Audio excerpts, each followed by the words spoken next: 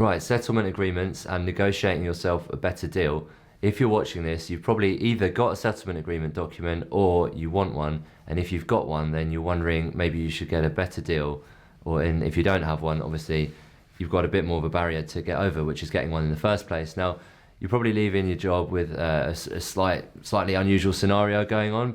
You've probably been badly treated in some way, shape or form. That's what these things are for, right?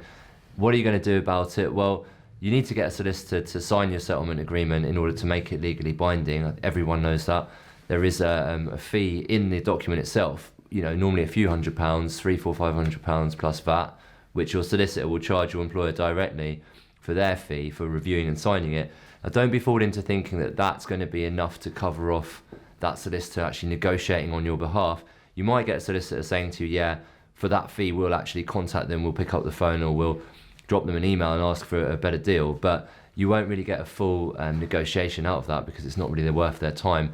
So what you want to do is really get yourself instructed solicitor on a no win no fee or on a percentage basis, so that any amount that they get you over and above what you've already got, then they're going to charge you a percentage of that. That will incentivize your solicitor nicely. Or you can do it yourself. It's a bit more difficult, obviously, if you've not done it before, but the principles are still the same. So you need to get yourself in a situation where you're talking directly with HR, with their lawyers. You need to set out your strong points, preferably in writing and without prejudice, letter or email. You can read a bit more about without prejudice letters and emails on the site here, and read a bit more about evidence because you want to present your case in the strongest possible way. So evidence is going to help you there. And then there's a couple of tips as well to look out for, is that firstly, it's a classic tactic for employers to give you an offer and put a deadline on it and say, right, if you don't accept this offer often it's a very short period of time, like a couple of days, or it could be a week, then we will withdraw that offer and you won't get any kind of deal at all. Don't be put off by that. Normally that is just a bluff. And when I say normally, I mean 99% of the time. They've done the maths normally. They've worked out in a scientific way what the value is of parting company with you, and they're happy to pay that amount. So in order to get rid of you, they've done that math. So why would they then reduce that down to zero? Especially if you're working for a big company, that almost always never happens.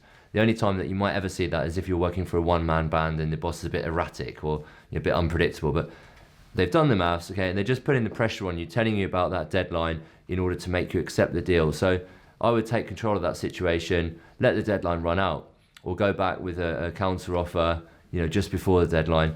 But certainly aim a bit higher than you actually want to settle for. And then don't forget about the things to add in there, like tax efficiency, a reference, possibly a confidentiality clause, and maybe think about what you can offer them, like a handover or finishing off some projects, or perhaps even a gagging clause, depending on whether it's a whistleblowing case, for example. So definitely read a bit more about negotiating settlement agreements on the site here. That's all that we do. We don't actually do anything else. So, there's the whole site's dedicated to that subject. So have a read and see what you think. Cheers. Bye.